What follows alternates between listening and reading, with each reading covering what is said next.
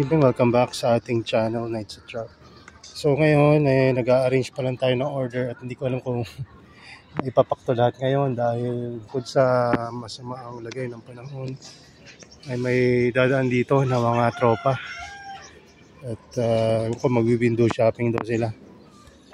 At hopefully, maipak na nga natin to at may padala ngayon.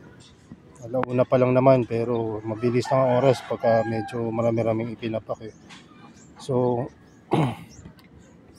ito yung mga order ngayon. Yan, Drosera Anglica.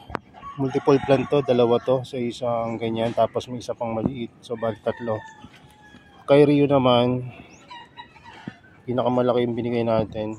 Yan yung pinakamalaki. Tapos, ito yung previous. Kay Rio rin na maliit. Okay, mag-alala, hindi pa ganyan yung maximum size niyan, mas malaki yan. Ito yung Akay Rio na malaki. Ayan, nag-close yung traps kasi dinig tayo kanina gamit ng itong gripo dahil nga medyo nagmamadali tayo. So, Sinagtala, ayan, buy one take one. Sinagtala, all green, buy one take one. Lahat yan, buy one take one. Red mouth rin to sa tingin ko. Ayan, tapos towering upright. Tapos ito yung mother plant ng Trebs. So ito yung Adelaide na dalawa. Kagabi, madaling araw, gabi lang pala, may bumili rin. At shoutout sa inyo, Sir Maru. Ayan, salamat po sa pag-purchase. At ito naman yung purchase na medium, no? Sinugasan na to, tapos sinugasan ko ulit 2 beses bago ko pina-drain kasi hindi pwedeng sobrang bigat, mayayari tayo sa Shopee. I-return sa atin yan pagka sobrang bigat or hindi na talaga tatanggapin dun pa lang sa dun sa GNT, sa office. So ayan, so may mga order din nung nakaraan at marami rin. Kaya lang, marami rin kasing paparating. Kaya talagang kailangan pa natin magsipag kasi may mga gusto pa tayong idagdag dito sa mga collection natin. So, nakikita nyo, madilim ang panahon. Sakto-sakto lang rin yan kasi ubos na tubig natin sa baba. Ayan. Anyway, so ipapako na muna itong mga order habang hinihintay ko yung mga paparating. So yun lang muna. God bless sa inyo. Ayan, bye-bye. Hindi na tayo. Alis lang nung pumunta dito. At nakabili naman sila ng ano bang binili nila? Nepenthes, yung mga seed grow natin. Gumawa sila ng speckled tsaka pure red. Tapos yun, medium, bumili rin sila. At yung isang tropa naman bumili ng polish Dracula. Hindi ko na na-picturean pero siya nag-video siya kanina. So yan, hopefully makagawa nila yung polidarium na gusto nilang gawin sa office nila. At mabuhay nila yung mga plants na nabili nila. So ngayon may paparating tayo ng mga plants at ginawan ko na ng mga label. Kulang pa pala to ng isa kasi binigyan ako ng free, no? So ito yung mga label, mga ano lang naman to, common kasi yung iba hindi ko binibili dati kasi nga parang sabi ko parang ordinary or hindi naman ganun ka-unique. Pero marami naghahanap nito. Kasi parang DCXL siya na cultivar, kumbaga giant cultivar. So ito yung King Henry. Tapos cup trap, no? Meron tayo niyan dati kaya lang dahil nabili yung huling cup trap natin, naibenta na natin.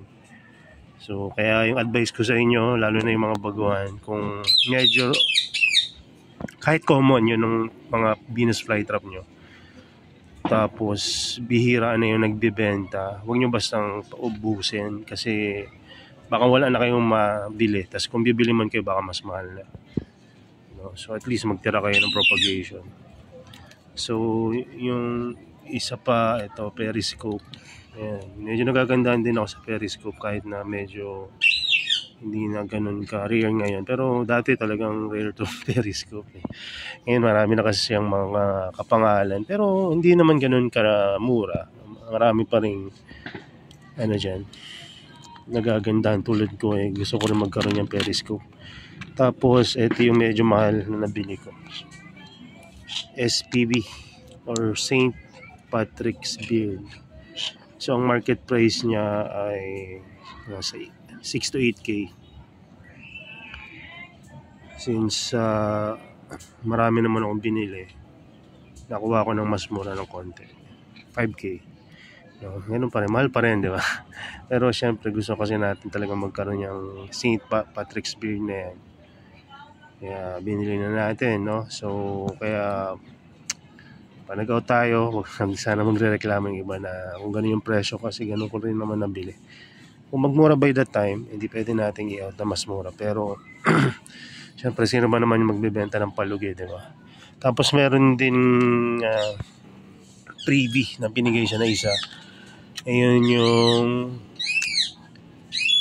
Dracula, Purple Giant. Ayan.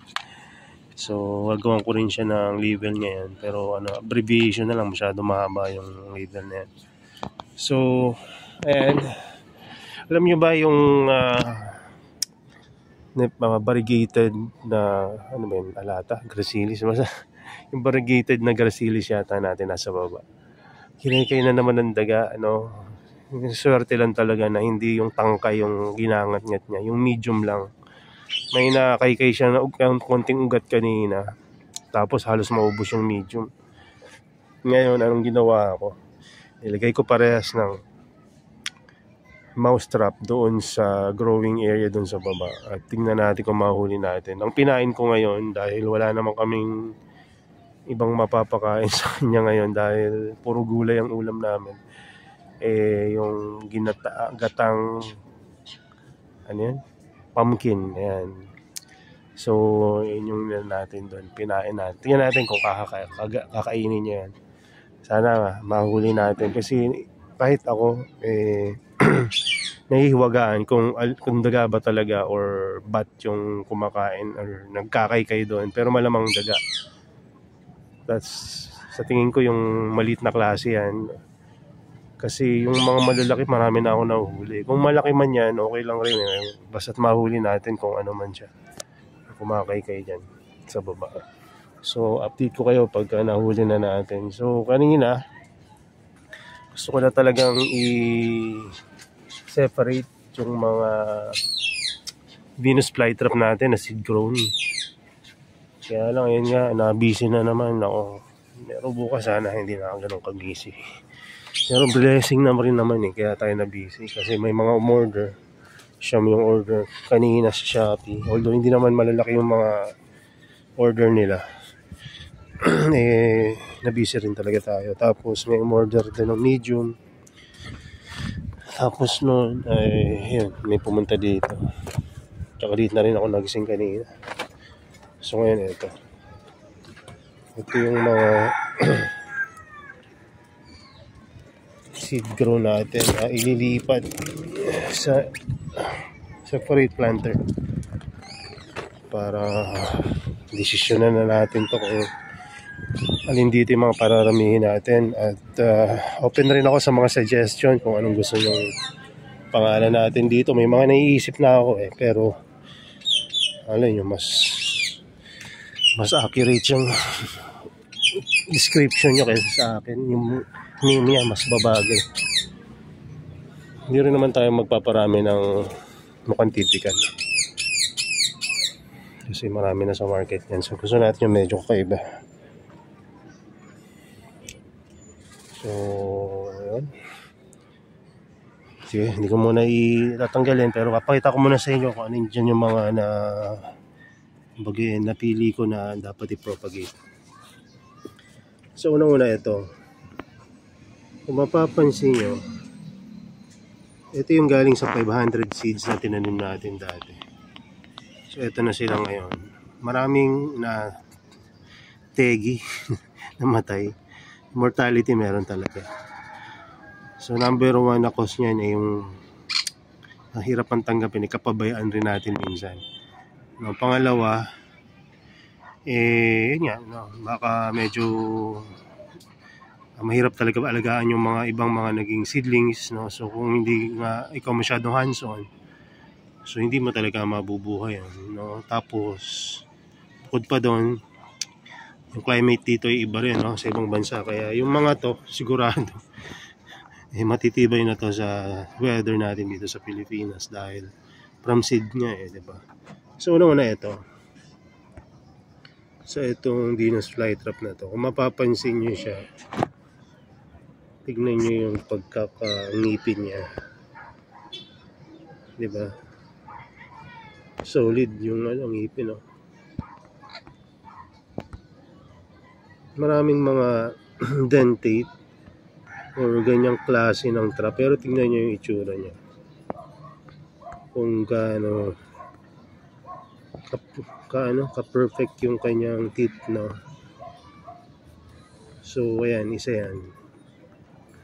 So bukod dyan, meron pa akong nakikita dyan na mga 4 pa. Ito yung sumunod. Ay sorry yung tinan nyo to.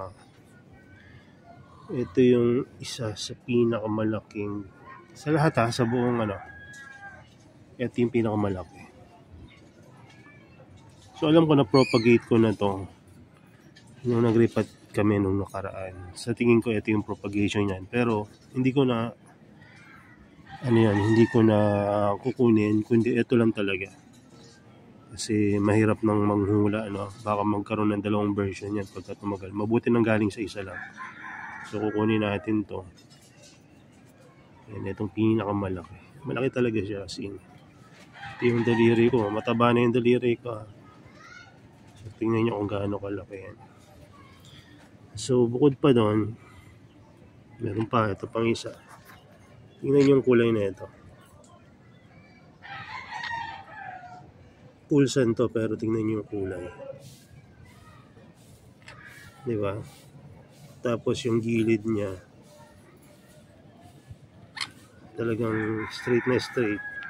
Bukod doon, medyo may pagka rin siya. Ayun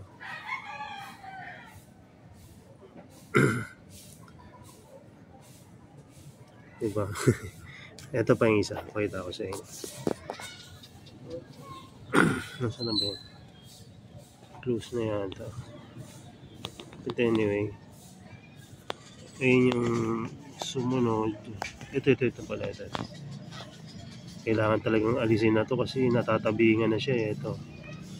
Itong medyo light rin ng color. Mas perfect yung gilid na ito. Ito yung nag-close parang nasundot to kanina or nung pagdilig ko siguro nadalig. So halos mamuti yung kulay niyan. Tapos basta iba siya. Pagka alam ko na picture ko na to nung mga nakaraan, kaya medyo idea na yung iba na nakapanood na ito. Bukod doon, yung mga all green rin ako dito tulad na ito. Yung green na green sa pulsan. Bukod doon, meron pa dito na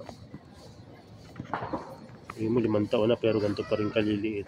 Itong dalawa, naintindihan mo kung magkakadikit, maliit pa rin. Pero ito na, kumbaga separate na nga sila ang liit pa rin. Ayan.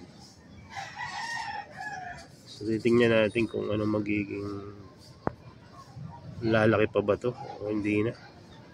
I-repatriate natin yan. Ang mga maliliit na BFT talaga meron pang mga kakaiba, pero siguro ay muna unahin natin. Itong ganda rin ng traps na ito, diba? Ganda rin. So ba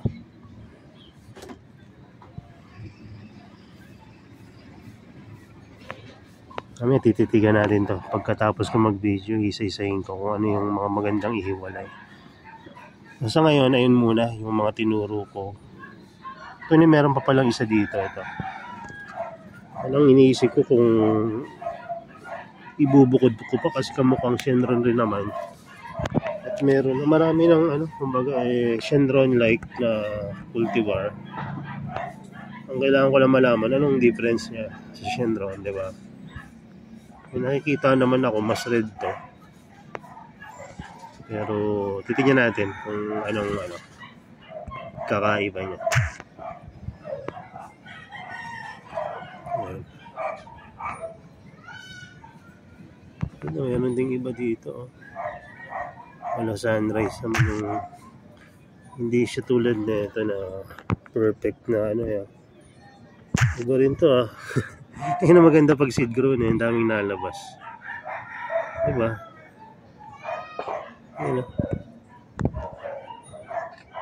okay So minsan kaya yung iba hindi ko hindi ko na masisi na instead na mag-alaga sila ng malalaki na nag-umpisa talaga sila sa seeds kasi nga kumbaga rewarding talaga ang pagpapatubo through seeds, although it takes a lot of time tsaka patience talaga, pero sulit naman talaga. Ito maganda rin malaking klase ng ganda rin to